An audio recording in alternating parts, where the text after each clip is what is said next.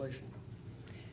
Essentially, the ranges have moved based on, two things are looked at. One is the COLA. If there is a COLA, last year there wasn't for the department heads, so the range never moved.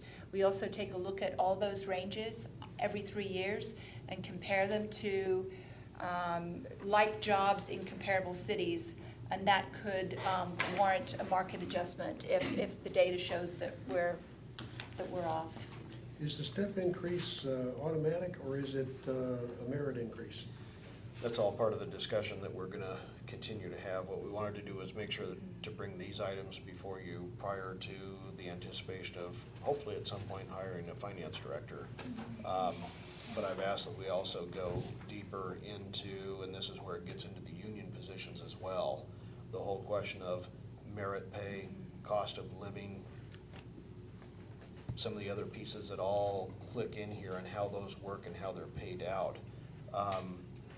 There was a COLA for the department heads last year. The department heads just turned it back. One of the other pieces that I would like to see in there is to make sure we already have some compression problems within staffing levels where we've had middle managers who are making less on base pay than even what their union staff are that are working under them. And we've tried to go through and clean those up so that we don't have that anomaly happening in there. My understanding is that past practice, you've gone through those step increases every year and merit increases and whatever was there. As long as you were still here a year later, as long as your evaluations were good, it was just clicking along, clicking along, clicking along, and I went through adding up a lot of that and going, holy cow. Let's take a look at this a different direction. That, and thankfully, that's where people like Jeanette and Dave come in and say, okay, let's slow this down a little bit. Let's make sure we hit on the ones that we need because the other ones are really big issues. Let's figure out that we know what it is that we're trying to do before we get there, so. Beginning in 1990, I belonged to a series of organizations in the community college system in California, all of which were financially in trouble. In fact, one of them came within $200 of being taken over by the state. After 3 years of not being able to balance their budget, they balanced it by $200. And frankly, I think it was sleight of hand, but they managed to avoid being taken over by the state. One of the things that they adamantly defended was paying 100% of the medical benefits, and they had a Cadillac plan, and everybody was on it, from the president on down to the guy that trimmed the hedges. Everybody was on that plan.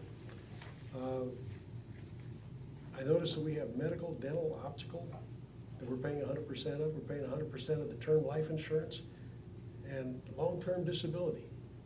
Of all the employers I ever worked for, nobody ever offered me long-term disability that I could pay for, much less that they would pay for. At my age, that's a consideration. It is. I'm pushing, I'll turn 70 this year. But when I was working, it was the furthest thing from my mind. And unless you're in a job which exposes you to some sort of danger, I don't understand why we're doing that. Yeah, my last two, it was fully paid for in there. Short terms weren't, but the long terms were. Jeanette, I'd love to sit My pleasure, and look at man. the evaluation system that we use. Because that's a field in which I have a lot of experience, a lot of training. And I'd like to take a look at the types of things that we're doing. Again, these proposed changes are meant to be most likely round one, with round two to come later in the year, somewhere in there. And we'll certainly be having some discussions with the labor unions as we go in there. As you know, police is open this year, so that one we'll be having some discussions with them. One of the things I want to try and do, though, and again, it comes down to numbers, comes down to where everything is. The one thing that it's, and you're correct in looking at this, there's almost I don't want to say a guaranteed, but it's kind of an expectation of that's always going to be there every year, which is completely foreign to me when you get into merit increases and step raises. I've always looked at them as cost of living is whatever the cost of living adjusted by. Never seem to go down, only up. And then anything over and above that is you're an exemplary employee and really putting forth and that type of stuff, other consideration in there, such as a step increase and whatnot. One of the concerns that I have is, for the individuals that we have that are non-represented, the department heads and the middle managers, the representatives all have something in their contracts that pretty much spells out exactly what they're going to get or not get. This one leaves it a little bit ambiguous when you get to the cost of living side of it, which to me, again, is one of the bases of it. Every year, we should be, if we're doing the right thing, we should be adjusting everybody to what the legitimate cost of living adjustments were. For the department heads and the middle managers, they're out there in Never Never Land. And one of my suggestions for Jeanette and David to take under consideration is to look at something that's a blended average potentially from the unions and what those contracts are, or something that comes back to the individual department that they're overseeing and that type of stuff. Again, my concern is I believe we've only affected the employees that were in a reverse situation with some of their staff who are under them, but we didn't look at the larger question of how much more compression is about to happen to where others may trip into that. And that one should never be happening. We should have it lined out to where that doesn't happen. But again, when you bring people in at the middle of a pay scale and above, you automatically are stepping into the possibility of doing that in a hurry, so. When you're working at the department head level, you're working at the executive level. My experience at that level has been that your job security is dependent upon your ability and your performance. And if you don't like what you're getting where you are, you can go somewhere else because you've got the ability, the performance, and the reputation to do it. And the guy you're working for, John, knows that. And he'll bring forward the pay raise that's appropriate to keep you there. Right. So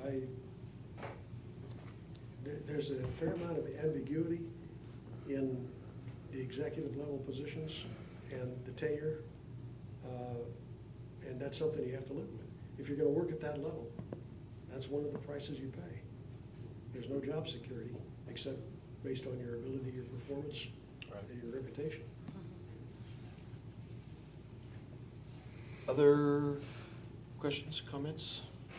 If you have suggestions on this, and again, I talked to the managers and the middle managers this afternoon and asked them to make sure as they got the final pieces of it to comment prior to Monday as well, if there's something we need to look at or some concerns that we haven't seen in here that they would see, but so far nothing's been voiced on that side, so. Okay, updates. From my side, AWC, thank you for the council members that were at the meetings this last week. I think it was a good turnout.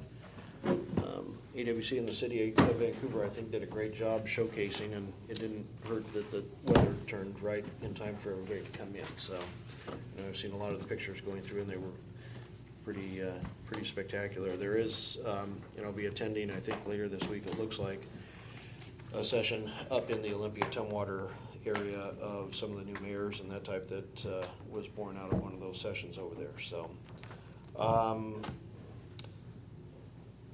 two other quick items. This Wednesday, 3 o'clock, is the grand opening, reopening, whatever they're calling it, for the Bethea, used to be the Bethea Apartments, the new Gateway Gardens. They finished all of that construction project, and they're going to do a little celebration for that. So